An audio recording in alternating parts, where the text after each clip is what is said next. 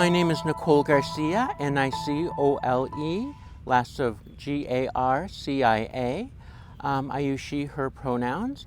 I identify as a transgender Latina, and I am pastor of Westview Church in Boulder, Colorado. I'm also a therapist and clinical supervisor at the Umbrella Collective. My name is Star Graham, Alicia Schomer. I'm married now. I identify as trans female.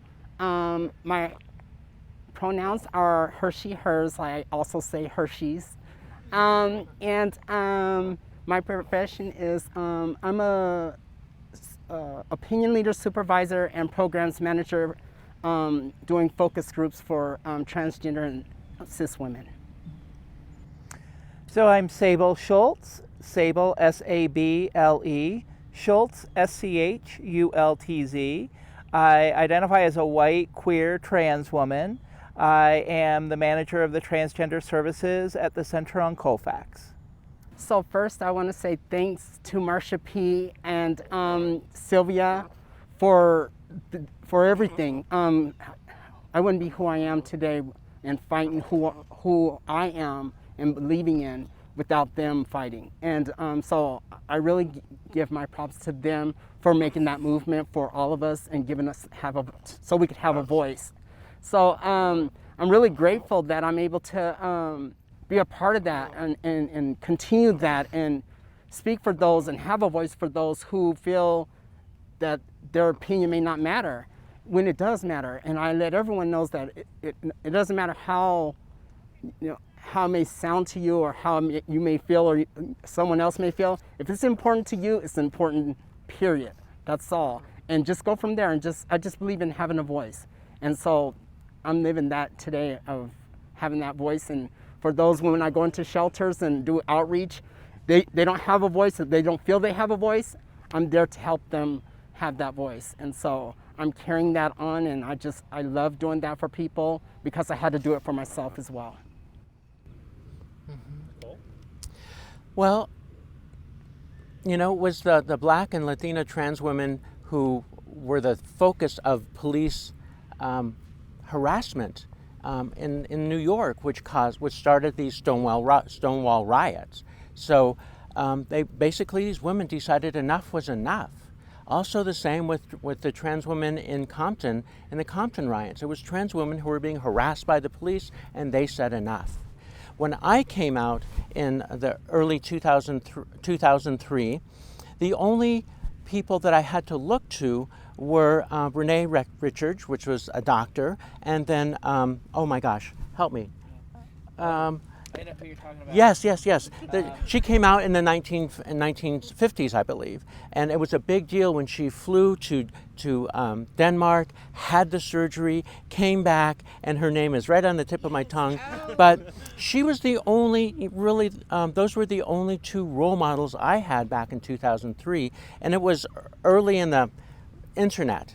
So if you ever looked up transsexual in a search engine back in 2003, 2004, you typically got sex videos, just pornography. Now we have come to the point where places like the Center and other organizations have made inroads and are creating places on the internet where people can come together as community, which is so important now in these days of COVID, that we do form community, that we do find online groups in order to come together and fight for our rights. We are under attack. There is no doubt about it. As has been mentioned, Marsha P. and Sylvia Rivera were both amazing trans women of color who really led what we now think of as the modern LGBTQ civil rights movement. Their voices really pushed that forward, and the trans women of color who pushed back in Compton, who pushed back at Stonewall, right, against that, and really helped bring together and really help inspire and fire up the modern LGBTQ civil rights movement have been really critical. Even today, we see trans women of color as leaders and activists when it comes out to speaking out against police violence and police harassment, when it comes to speaking out against wrongful incarceration of immigrants, right? Like these are a lot of our leaders who are out there speaking.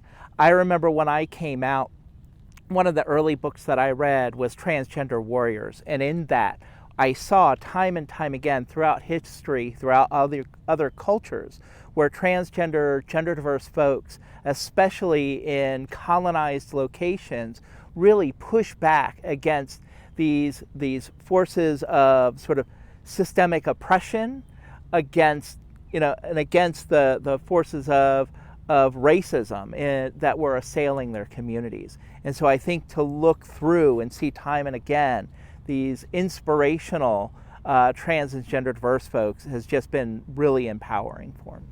The way individuals keep power is to divide and conquer. It's happened so much between the Latino and Black communities. Essentially, the people in power say they have all the cookies and they have half a cookie and say, he wants your cookie. That's how throughout the centuries we have been marginalized and pushed to the side, and we're forced to fight each other. And we've come to the realization that we can't do that any longer. We have to come together. We have to band together. I identify as a transgender Latina, and I have to make sure that my voice is out there so that people who are in the trans community, non-binary community, gender diverse community, and those people of color realize that we exist we can exist in one body. And then being a person of faith, the church has done significant damage to the LGBTQ community. So it's so important to have voices out there that say there are people in Scripture. Look at Deborah, look at Joseph, look at David, who is definitely bi.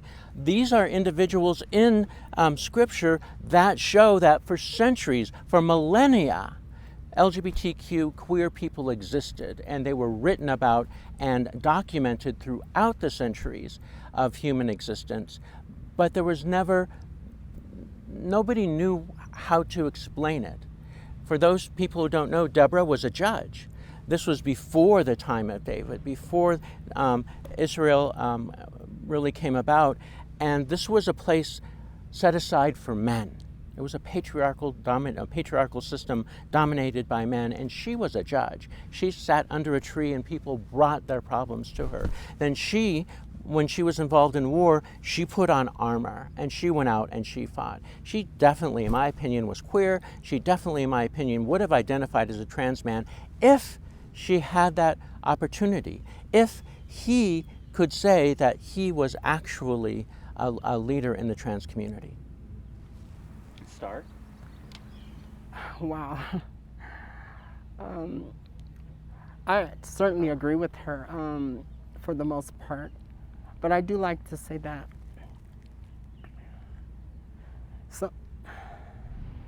it gets a little emotional sometimes, because the things that you want to say and how you feel and the way you project yourself in the world and how you project yourself out there, people know the kind of person you are and how you put yourself out there and who you are as a trans person, who you identify.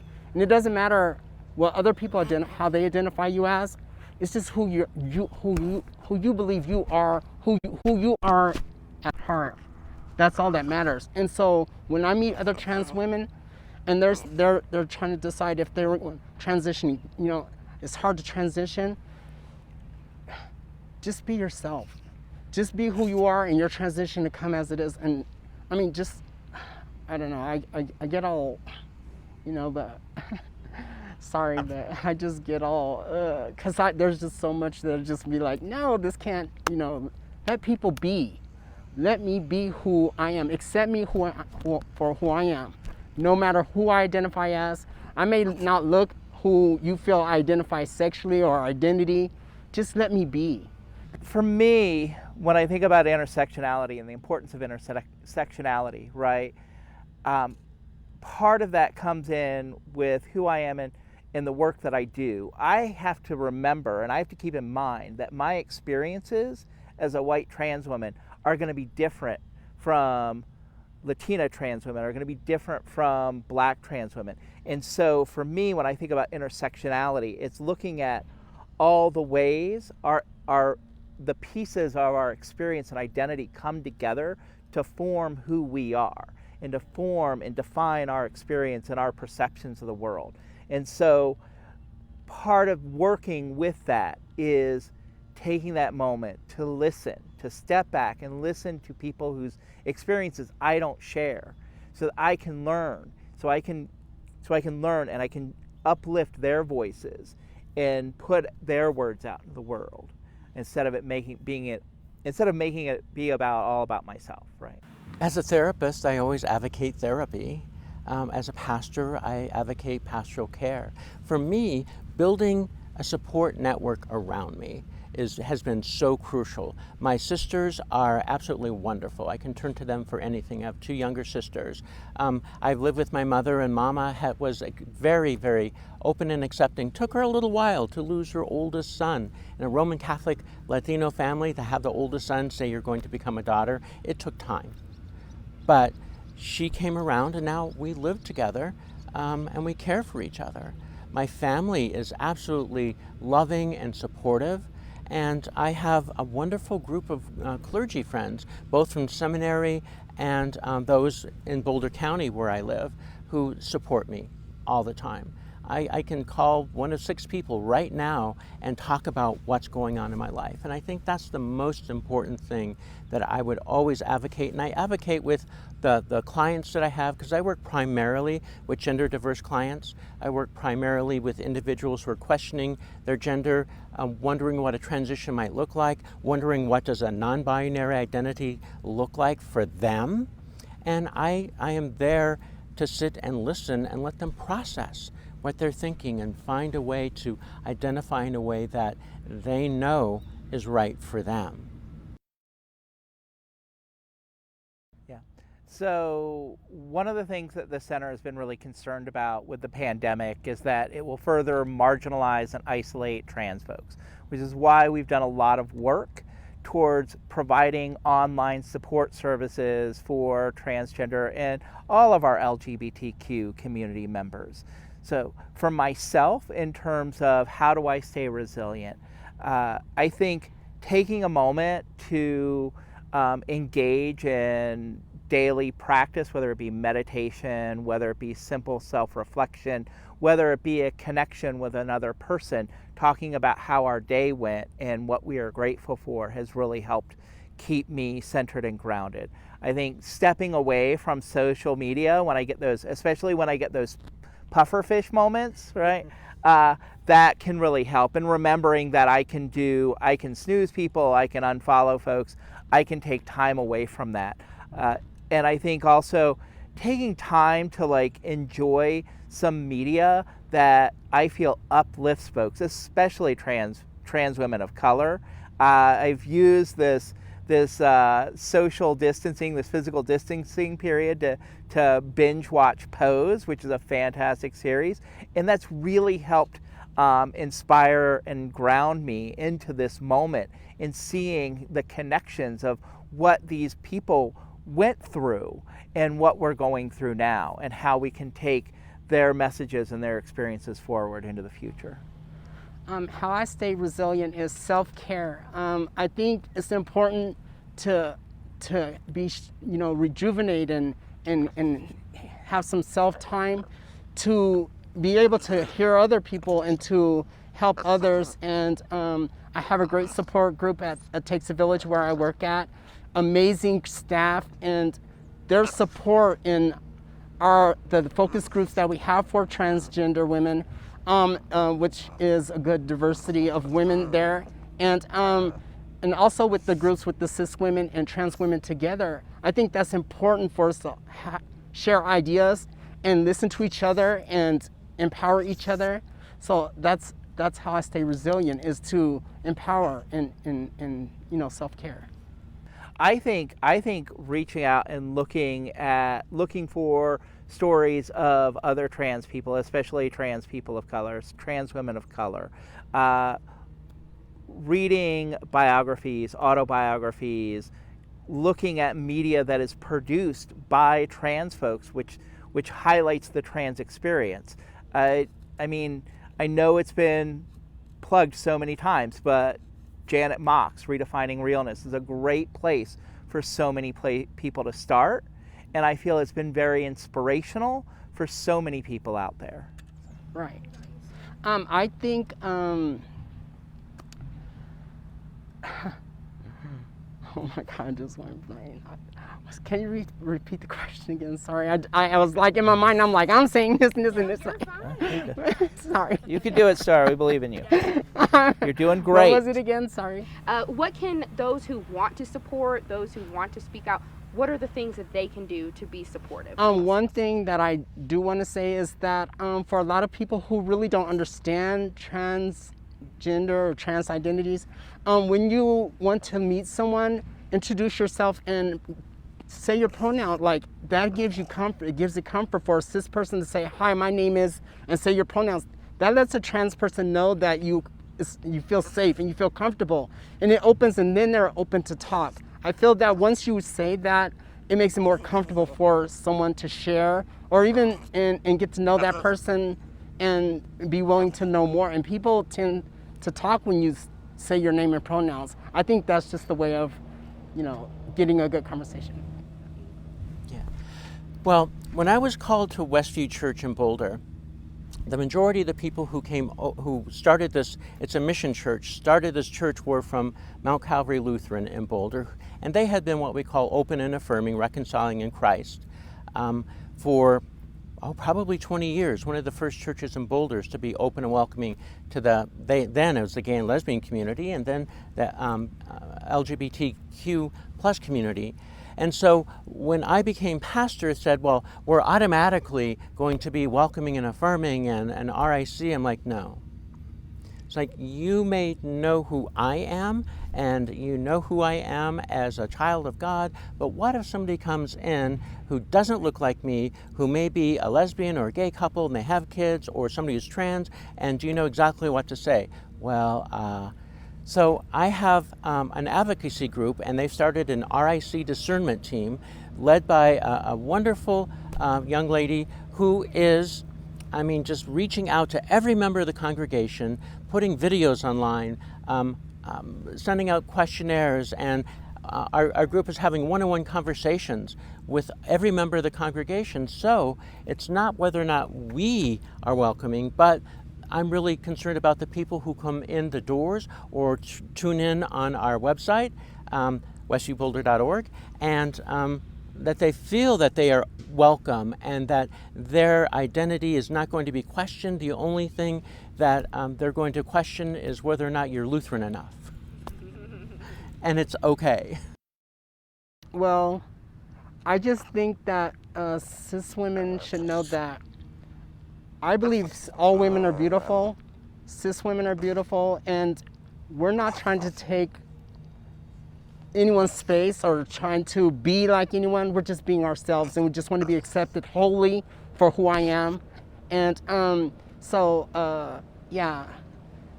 just believe in that we just to be accepted wholly, fully. Sable?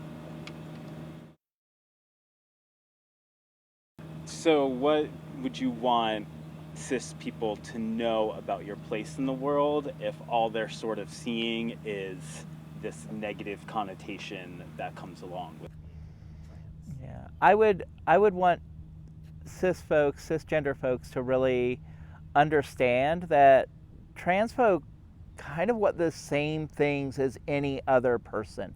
We want homes, we want work, we want people to love and people to love us. We want to be able to navigate the world without fear for our safety. We just want to be accepted and recognized for the people that we strive to be. Yeah, and I just want to be recognized for the gifts and talents that I have. And I have the privilege of education. Growing up in Boulder, I was able to get my undergraduate degree at CU Boulder.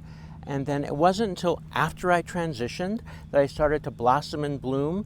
And since transitioning, I've earned my master's in counseling from CU Denver. I earned a Master of Divinity from Luther Seminary. And then I was called to be a pastor of a church. And that's just because I was given the opportunity to be educated.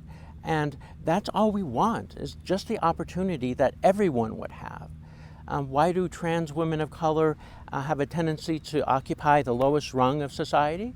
It's because people of color aren't afforded the opportunity for an education, a good, solid education. Why don't we see a lot more people of color and trans people in pulpits? It's because the systemic blocking of the clergy to white men. Because education hasn't been afforded to women, hasn't been afforded to people of color, isn't it afforded to people who aren't part of the mainstream. And all we want is the opportunity to have what other people have. So going into the shelters, we do a lot of outreach, and we look for trans women just to say, like, I didn't get the education that I felt that I needed or wanted, but I feel like I understand, and I have a degree in street. I have a degree in shelters. I have a degree in homelessness to understand people and be that face. Just like I was sharing with you, I didn't read about this. I didn't read about who I am. I live it. I sleep this. I drink this. And so when I go in that shelter and I give them face, I'm there to let you know that I'm that face, and I'm no better than you, and I'm not there to try to be better than you. I'm just trying to assist you. If you need to go to a doctor's appointment, we will go there. We will make sure they will respect your pronouns and the preferred name. If you need help going to get something to eat, you come to Takes a Village. We have gift cards. We help people with meals there. And we do a lot of outreach, and I think it's just important for people to know that I'm that face on the street. I may not be well educated, but I do know people, I do know me, and I love just as well as anyone else. And so I'm out there to reach them. And if it means going to their appointment with them, or walking down the street to make them feel comfortable, because some people don't feel comfortable walking out of the shelter. We walk to the store just to help and just to make people feel embraced. And so it's important that they have that and know that that's why I'm there. Right. I think that's an important piece to recognize that as rough as things may be right now, things have been worse, and we have persevered. I am grateful for my trans ancestors, as it were, my trans mentors, my trans parents and my trans grandparents, for the work and struggle that they've done to get us to this point today. In Colorado, right, we have Colorado Medicaid that covers all transition-related care. In the Denver metro area, we have several healthcare providers that provide inclusive transition-related care. We have numerous behavioral health providers and therapists and counselors within the community who are here to help trans folks navigate the struggles that they face on the day-to-day being their authentic selves. We have access to the internet, and the center itself, its concerns with ensuring that trans folks are not feeling isolated and marginalized, right? We've had in-person support groups prior to the pandemic, and we continue to provide online support groups for trans folks. So the resources that I've seen develop for trans folks in just the past 2 decades has been amazing. There's so much more, there's so much further we can go, but we've come a long way. First, I would like to make a comment to Star, and I think Star is brilliant. And Star made an incredible point that it seems like you don't get respect in society unless you have letters behind your name. I'm not any smarter, I'm not any brighter than anybody else. I just happen to have a few letters behind my name. Because of that, and because of my affiliation with the Evangelical Lutheran Church in America, I've been able to speak in San Francisco at Duke University. I get invitations. That's just because, one, I've been coached and coached and coached, and I know how to speak. I'm eloquent, and I'm very presentable to the outside world. You know, I'm acceptable to them, and I know that, and I live into it, and I take those invitations, and I run with it. And there was a point when I would do it for free, and now it just went before the pandemic. I'm like, you got to pay my airfare, you got to pay my hotel, you got to give me $1,000. And I didn't think I was worth it because I was always told I wasn't worth it. But all of a sudden when people are saying, oh, okay, I went up to $1,500 so to walk in the front door, because the work that we do has to be respected. And it has to be recognized that we bring years of experience into whatever room we walk into. And so, I'll do this one for free for all y'all. And that's because I have wonderful people to sit with.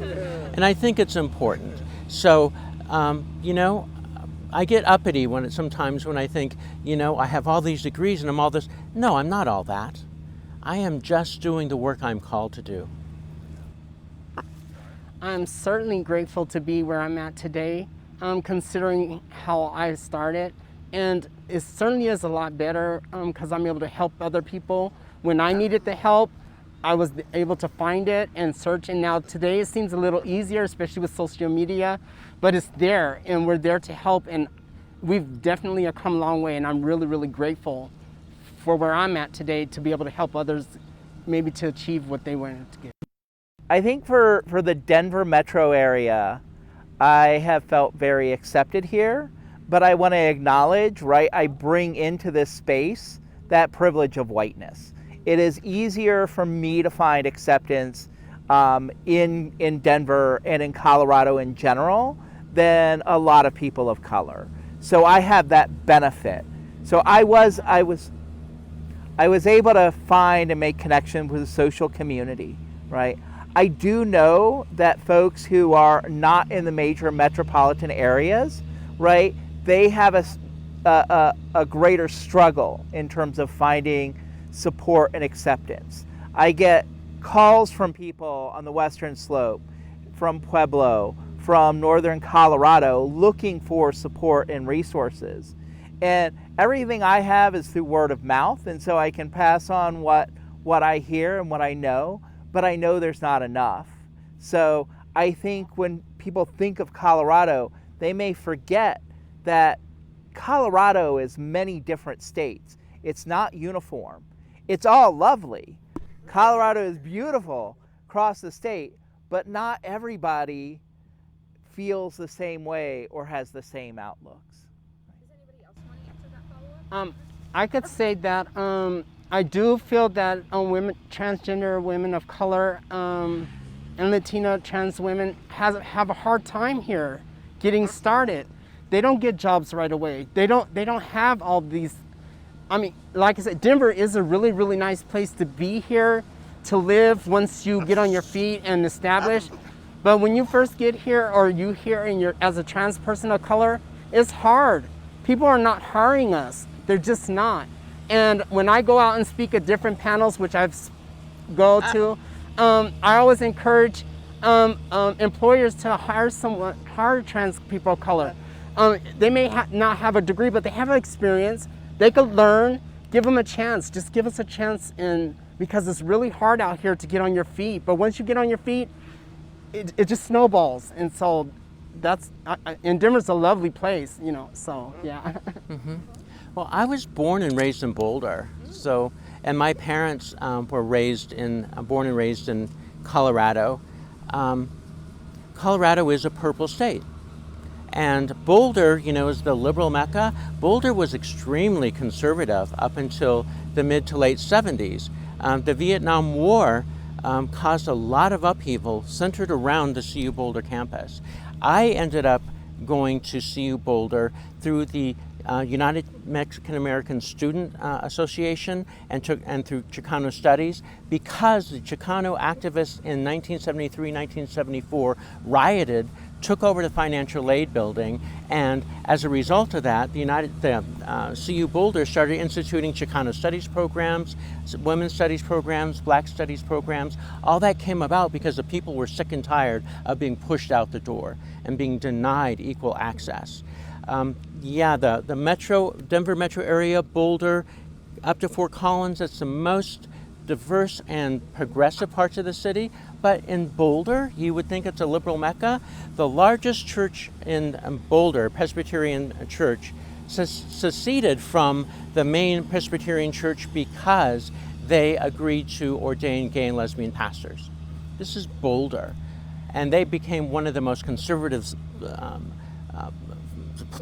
churches in Boulder.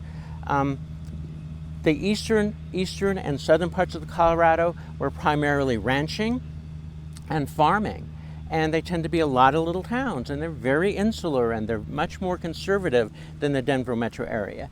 People go up in the mountains because they want to be left alone. Nobody really knows what they think because we're afraid to ask. But yeah, if the majority of the population lives in the metro area, in the Denver-Boulder area, and that's why right now we have Governor Polis. But as a state employee, I worked under Republican and Democratic governors and legislatures. It just depends the way the wind is blowing at that point in time. What I hate is the word passing. I can't stand for someone to say, oh, is she passable? Absolutely not. No one's passable if that's the case. The thing is, I just feel like I don't even like to use that word, and I just like to let everyone know that just be accepted. You're going to be accepted. Just do you, and if you need help, let's go forward. Yeah, it just threw me off right there. I just really like. Can I ask a question about what that means? I don't know. So passive is like if someone's attracted to you and they say, oh, is she passive? Are you passable? Do you pass as a female? Do you look female enough to be in the world? Do you look female enough to be with this person? Or do you look female enough so if someone asks you out on a date, do you look more feminine so people wouldn't know that you're a trans person? Absolutely. That shouldn't even be a question. As a trans person, I'm proud of who I am. I am trans female. So that means the transgender in me is proud of my femininity and who I am. And when we go out in public, that's it. It's not about being passive. It's about being free of who I am and being comfortable with who I am and how I want to look and how I want to, be out in the world looking. I'm not out there trying to be passable. In our groups, we talk with the transgender women, especially the trans women of color, to always feel comfortable with identifying if someone's getting close to you. If you feel someone, I shouldn't have to go and say, oh, I'm a transgender woman just because we said hello. I'm not trying to disrespect or fool you, or I'm just being myself. But if we get to know each other and we start talking, and if it goes from there, then I disclose that. But other than that, no one has to disclose what's going on under my clothes or how I was born and how I transitioned. Those are not conversations you have with just normal folk. When passing, just hi, hello, how you doing? How you doing if we're out and something like that. But I just feel that some people tend to take it as disrespect, like you disrespect me, you didn't tell me, but we were only friends and we just met. So you don't disclose if you have children when you know what I mean? You don't disclose all your personal business to someone you say hello to, or you think someone's cute, oh, he's cute or she's cute. You don't, oh, by the way, I'm trans. You don't do that. But if it becomes personal and you start getting to know each other, yes, of course. But people shouldn't get offended and feel that no one's trying to get over on them about who I am or who I identify as. Because a lot of people have a problem with sexual identity and who I identify as a person, and they get them mixed up, and it causes friction for them, not for me. But then you have to explain. But it does cause problems, and that's where the violence come in, because some people are already looking at the sexual aspect of it instead of who I identify as a person. Mammoth question, but yes. Yeah. And again, I said the church has caused a great harm. The medical community and the psychological community has done tremendous damage to the trans and non-binary community. Back in the 60s, Dr. Henry Benjamin took trans women under his wing, so to speak, and started a process so that he was starting to do trans surgeries in the United States, gender confirming surgeries in the United States, and he had very specific requirements. You had to be between a certain height, certain weight, you had to have natural hair, you had to change your name, you had to leave everything behind and start over so that you can blend into society. That was the beginning of the medical and pathologization, I wish I could say it, pathologization of being trans, and that was riding on the heels of homosexuality. Homosexuality didn't come out of our standards of our DSM until the 80s, and so we were pathologized. I mean, like that. When I transitioned in the early 2000s, we were at what now under the World Association of Transgender Health Standards of Care version 6. So I had to make sure that I was on hormones under the after being in therapy for at least 3 months, and then on hormones, and then I could go full time for a minimum of a year before I can be considered for a letter from my therapist and another psychologist in order to be considered for gender confirmation surgery. And so I was encouraged highly to be able to express myself in a very feminine manner. And that was done to me. And part of it is, I'm 60 years old. I became my mother because I had no other choice. So much of how, especially those of us who are older, we were told that you have to conform to a certain type of gender presentation in order to be truly psychologically healthy, which is complete bull. So now I'm finally have pulled away from that, and I'm working with people. 5 years ago, when I first heard the term non-binary in my counseling room, I'm thinking to myself, that one's new. Then you go to the trusty old, so tell me more about that. And then I had to go out and become educated because with the internet and younger people not conforming to what I was forced to do, and we don't have to conform to a pathologized idea of what transgender is. It was wrong, and we have to change that, and we have to allow people to grow into who they were created to be. I think my first point is that there's no excuse for somebody to commit violence or to murder another human being, right? Like, regardless of who they were or who they may have presented themselves as or who you might have thought they were, that's no reason to lash out and abuse or attack or harass or murder another human being. So the idea that we need to pass to avoid violence, I think is a big challenge within the structures right there. I think another point, I believe it was Julia Sereno in her book Whipping Girl, talks about the concept of passing as actually being conditional cisgender privilege, right? So the idea that a person may be able to move through the world, and all of us have this, right? Every single person has conditional cisgender privilege to a point, right? And once folks realize, for whatever reason, that you are not considered part of their normative dynamics or definitions of gender and sexuality, suddenly you lose a little bit of that. And so that whole dynamic is all about the other person making assessments on us as human beings. Well, I'm not really the one to judge another human being, and I wouldn't really want to be judged by other human beings. I think another point on the concept of passing as an idea is who defines passing and how is it defined?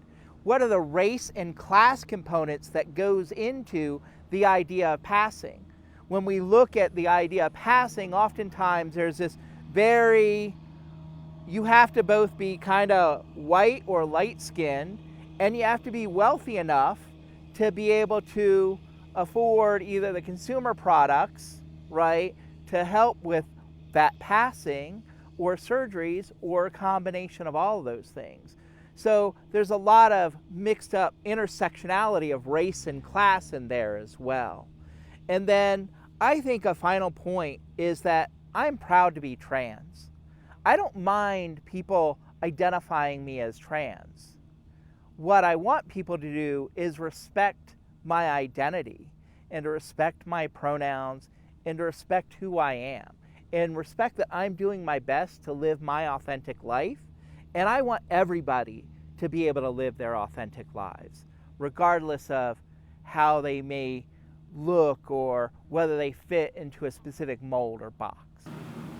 As a therapist, working with somebody who is just starting to come out or determine whether or not they want to come out as trans or non-binary, 20% of the work I do with them is helping them come to terms with who they are, finding the proper terms and an identity that they can live with and express and be happy with. And 80% of the work I do is helping them cope with all the stuff that goes on around them. Having parents who are not accepting, who constantly misgender, refuse to call them by any name except the one they gave them. Schools that do the same thing, misgendering, using dead names. Well, it's your legal name, that's what we have to use. But they have no compassion at all. So how do you deal with that stress on a daily basis? So helping people create coping mechanisms so they can get through the day, so they can just be who they are. Just know that no matter how beautiful you are, no matter how you live your life, someone's always going to have something to say or judge. So don't worry. Don't let it bring you down. Just keep moving and keep pushing and just be strong. And if you can, just learn. Just be strong. And if you need help, reach out. Don't be afraid. I think that's important because people are afraid to even share how they feel or share their insecurities because they're so worried about being judged. It doesn't matter.